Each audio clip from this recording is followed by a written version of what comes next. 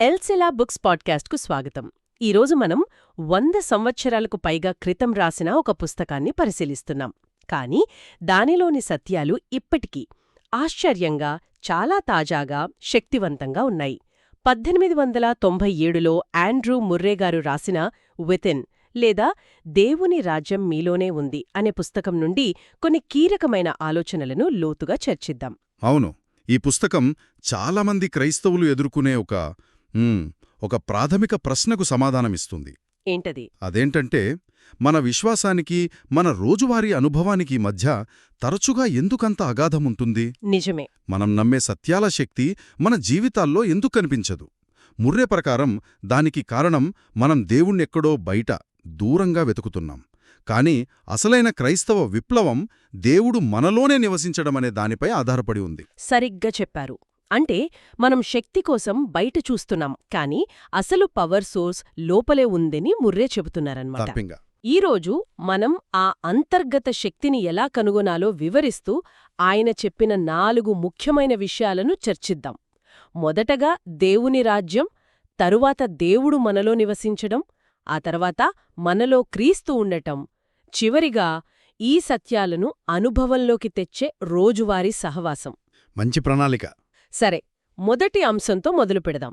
దేవుని రాజ్యం. మార్కు 10:15లో దేవుని రాజ్యాన్ని చిన్న బిడ్డవలే అంగీకరించనివాడు అందులో ప్రవేశించలేడు అని ఉంటుంది.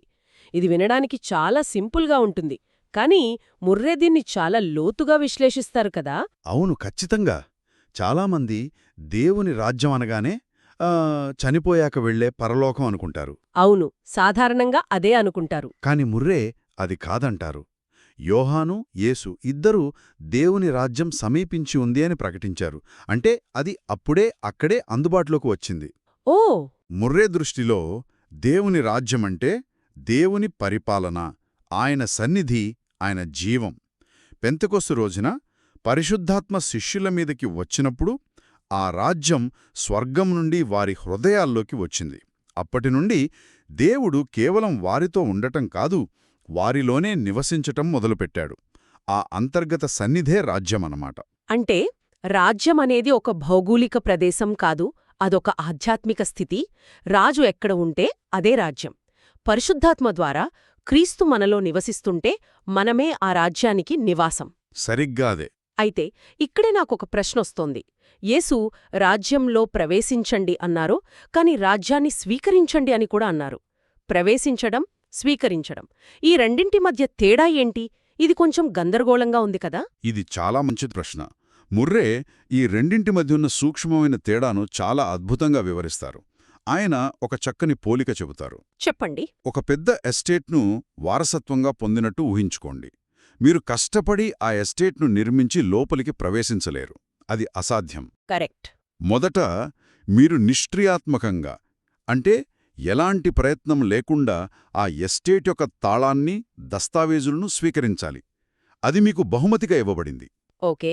అలా స్వీకరించిన తర్వాతే మీరు చురుకుగా ఆ గేటు తెరిచి ప్రతి గదిలోకి ప్రవేశించి దానిలోని సంపదను అనుభవించగలరు. అద్భుతమైన పోలిక. అంటే మనం మన స్వంత ప్రయత్నాలతో దేవుని రాజ్యాన్ని నిర్మించుకోలేము. దాన్ని ముందుగా ఒక బహుమతిగా, దీనత్వంతో స్వీకరించాలి. అవును. ఆ తర్వాతే దానిలో ప్రవేశించి దాని ఆశీర్వాదాలను అనుభవించడం మొదలుపెట్టగలం. చాలామంది విశ్వాసులు ఆ తాళం చేతిలో పట్టుకుని గేటు దగ్గరే ఆగిపోయి ఉంటారు, లోపలికి ప్రవేశించకుండా. సరిగ్గా అదే. అందుకే యేసు చిన్న బిడ్డలా స్వీకరించాలి అన్నారు. ఒక రాకుమారుడు రాజ్యాన్ని తన బలం వలనో తెలివి వలనో పొందడు. కేవలం రాజకుటుంబంలో పుట్టడం వల్ల దాన్ని వారసత్వంగా పొందుతాడు. అలాగే మనం కూడా మన జ్ఞానాన్ని, బలాన్ని, అహంకారాన్ని పక్కనపెట్టి ఒక పసిబిడ్డ తల్లిదండ్రులపై పూర్తిగా ఆధారపడినట్లు దేవునిపై ఆధారపడాలి. మన నిస్సహాయతను ఒప్పుకున్నప్పుడు. అవును, మన నిస్సహాయతను ఒప్పుకున్నప్పుడే ఆయన తన రాజ్యాన్ని మన హృదయంలో స్థాపిస్తాడు. ఈ చిన్నబిడ్డ స్వభావం అనేది మన పాత అహంకార స్వభావం చనిపోయినప్పుడే వస్తుంది కదా. ముర్రే దీన్ని కల్వరి శిలువతో ముడిపెడతారు. నిజమే. బెత్లెహేంలోని బలహీనత, కల్వరిలోని త్యాగం, సమాధిలోని నిస్సహాయత, ఇవే క్రీస్తు రాజ్యంలోకి ప్రవేశించడానికి నిజమైన మార్గాలని చెబుతారు. మన పాత నేను క్రీస్తుతో పాటు సిలువ వేయబడినప్పుడే ఈ కొత్త ఆధారపడే స్వభావం మనలో పుడుతుంది. నిజమే. ఆ పాత స్వభావం ఉన్నంతకాలం మనం రాజ్యాన్ని సంపాదించుకోవాలని ప్రయత్నిస్తూనే ఉంటాం, కాని దాన్ని స్వీకరించలేము. ఆ స్వభావం చనిపోయినప్పుడే దేవుడు మనలో తన పనిని మొదలుపెడతాడు. ఓకే, ఈ రాజ్యం మనలోకి రావాలి, మనం స్వీకరించాలి. ఇది మనల్ని రెండవ, ఇంకా లోతైన అంశానికి నడిపిస్తుంది: దేవుడు మనలో నివసించడం. ఈ ఆలోచన వినడానికి చాలా బాగుంటుంది. దేవుడు నాలో ఉన్నాడు అని చెప్పుకోవడం సులభమే. కాని నిజ జీవితంలో దీని అర్థమేంటి? 2 కొరింథీలకు 6:16లో నేను వారిలో నివసించి సంచరింతును అని దేవుడు చెప్పిన మాటను ముర్రే ఉటంకిస్తారు. ఇది ఎలా సాధ్యం? ముర్రె ప్రకారం ఇది ఏదో కొత్తగా వచ్చిన ఆలోచన కాదు. అసలు సృష్టి యొక్క ముఖ్య ఉద్దేశమే ఇది. అవునా? అవును. దేవుడు తన మహిమను, ప్రేమను పంచుకోవడానికే మనిషిని తన స్వరూపంలో సృష్టించాడు. ఎందుకంటే దేవుని జీవం ఒక మానవ శరీరంలో నివసించగలదని చూపించడానికి. మన హృదయం దేవుడు నివసించే ఒక సజీవ ఆలయంగా ఉండాలనేది ఆయన ప్రణాళిక. కాని ఆ ప్రణాళిక పాపం వల్ల దెబ్బతింది కదా. దేవుడు నివసించాల్సిన ఆ ఆలయంలోకి మనం స్వయం లేదా అహం అనేదాన్ని రాజుగా కూర్చోబెట్టాం. నిజమైన యజమానిని బయటకు గెంటేశాం. అవును, పాపం చేసిన అతిపెద్ద నష్టమదే. అయితే క్రీస్తు విమోచన కార్యం యొక్క ముఖ్య ఉద్దేశం ఈ పరిస్థితిని సరిదిద్దడమే. అది ఒక రకమైన పునరుద్ధరణ ప్రాజెక్ట్ లాంటిదన్నమాట. పునరుద్ధరణ ప్రాజెక్ట్ బాగుంది. క్రీస్తు భూమిపైకి వచ్చి ఒక మనిషిలో దేవుడు నివసిస్తే ఆ జీవితం ఎంత సంపూర్ణంగా, ఎంత శక్తివంతంగా ఉంటుందో తన జీవితం ద్వారా చూపించాడు. అందుకే యేసు పదేపదే నేను నా అంతట నేనే ఏమీ చెయ్యను, నాలో ఉన్న తండ్రి ఈ పనులు చేస్తాడు అని చెప్పారు. అంటే యేసు జీవితం ఒక డెమో లాంటిది. దేవుడు మనలో నివసిస్తే మన జీవితం ఎలా ఉండగలదో చూపించే ఒక నమూనా. క్రీస్తు మరణం, పునరుత్థానం ద్వారా ఆ అవకాశం మనందరికీ అందుబాటులోకి వచ్చింది. ఖచ్చితంగా పెంతెకొస్తు రోజున పరిశుద్ధాత్మ రావడం ద్వారా ఆ వాగ్దానం నెరవేరింది. అప్పటివరకు శిష్యులతో బయట ఉన్న క్రీస్తు ఇప్పుడు ఆత్మరూపంలో వారిలోనే నివసించడానికి వచ్చాడు.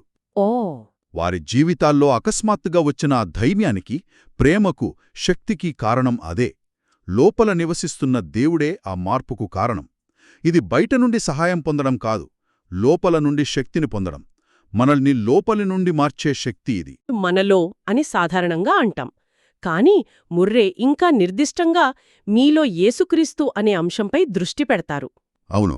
2 కొరింథీయులకు 13.5లో పౌలు అడిగిన ప్రశ్న చాలా సూటిగా మనల్ని కదిలించేలా ఉంటుంది. యేసుక్రీస్తు మీలో నున్నాడని మీరే మిమ్మను మీరే ఎరుగరా? కొరింథు సంఘంలోని అన్ని సమస్యలకు కారణం ఈ ఒక్క సత్యాన్ని వారు గ్రహించకపోవటమే అని పౌలు అంటున్నట్లుంది. నిజమే. వారు ఈ సత్యాన్ని ఒక సిద్ధాంతంగా మాత్రమే చూశారు, అనుభవంగా మార్చుకోలేదు. ఈ సత్యాన్ని మనం ఎలా ఆచరణలో పెట్టాలో ముర్రే కొన్ని ముఖ్యమైన సలహాలిస్తారు. ఏంటవి? మొదటిది, మనం పుట్టిన క్రీస్తును, సిలువ వేయబడిన క్రీస్తును ఎలాగైతే విశ్వసిస్తామో అంతే వాస్తవికంగా మనలో నివసించే క్రీస్తును కూడా నమ్మి అంగీకరించాలి. ఇది ఒక మానసిక వ్యాయామం కాదు, మన జీవితాన్ని నడిపించే శక్తిగా మారాలి. రెండవది, ఆయన చెప్పేది చాలా శక్తివంతమైనది. సంపూర్ణ క్రీస్తును అంగీకరించాలి అంటే ఏంటి? చాలామంది క్రీస్తును తమ పాపాలను క్షమించే యాజకుడుగా మాత్రమే చూస్తారు. అవును. కాని ఆయన మనల్ని పాలించే రాజు కూడా. కేవలం సంతోషం, సమాధానం కోసమే కాదు, పరిశుద్ధత కోసం కూడా ఆయనను ఆశ్రయించాలి. సరిగ్గా. ఇది ఒక ఇంటికి అతిథిని పిలిచి హాల్లో మాత్రమే కూర్చోబెట్టి మిగతా గదులన్నీ తాళం వేసినట్లుంటుంది. మంచి పోలిక. మనం క్రీస్తును మన జీవితంలోకి ఆహ్వానించి కొన్ని భాగాలను మాత్రమే ఆయనకు అప్పగిస్తాం. కాని ఆయనకు మొత్తం ఇల్లు కావాలి. మన పాప క్షమాపణ మాత్రమే కాదు, పాపంపై విజయం కూడా ఆయన శిలువ ద్వారానే వస్తుంది. సగం క్రీస్తును కాదు, సంపూర్ణ క్రీస్తును మన జీవితంలోకి ఆహ్వానించాలి. ఆ మొత్తం ఇంటిని ఇవ్వడమంటే మన పూర్ణ హృదయాన్ని ఇవ్వడమే. అది 3వ సలహా కదా. మన ప్రేమ, మన ఇష్టాలు, మన చిత్తం అన్నీ పూర్తిగా ఆయనకు సమర్పించాలి. నా చిత్తం కాదు, నీ చిత్తమే నెరవేరాలి అనేది మన జీవిత నినాదంగా మారాలి. ఇది చాలా కష్టమైన విషయం. అదే అతిపెద్ద పోరాటం. కాని ఇక్కడే 4వ సలహా వస్తుంది. మనల్ని మార్చే పని మనది కాదు, అది మనలో నివసించే క్రీస్తుదే అని నమ్మాలి. అంటే మన ప్రయత్నం కాదన్నమాట. అస్సలు కాదు. మనం చేయాల్సిందల్లా ఆయనకు అనుమతించడమే. మన సొంత ప్రయత్నాలు, మన తీర్మానాలు మనల్ని మార్చలేవు. ఆయన జీవం మనలో జీవించడానికి, ఆయన తన పనిని మనలో చేయడానికి మనం అనుమతించాలి. ముర్రే చెప్పే క్రైస్తవ జీవితంలోని విశ్రాంతి అంటే ఇదే. విశ్రాంతి. మనల్ని మనం బాగుచేసుకోవడం ఆపి, మనలో ఉన్న క్రీస్తు ఆ పని చేస్తాడని నమ్మడం. ఈ ఆలోచనలన్నీ చాలా గొప్పవి, విప్లవాత్మకమైనవి. కానీ ఒక సాధారణ మంగళవారం ఉదయం మనం ట్రాఫిక్లో చిక్కుకున్నప్పుడు లేదా పని ఒత్తిడిలో ఉన్నప్పుడు ఈ సత్యాలను ఎలా జీవించాలి?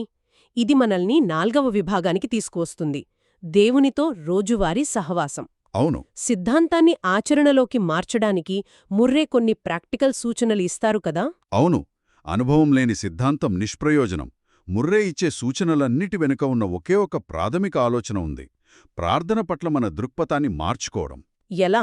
సాధారణంగా ప్రార్థన అంటే మనం దేవునికి మన అవసరాల జాబితాను చదివి వినిపించడం అనుకుంటాం. కాని ముర్రే ప్రార్థనను నిశ్శబ్దంతో ప్రారంభించమంటారు. ఇది చాలా భిన్నమైన ఆలోచన. మనం మాట్లాడటం ఆపి ముందు ఆయన సన్నిధిని గుర్తించడం. అవును.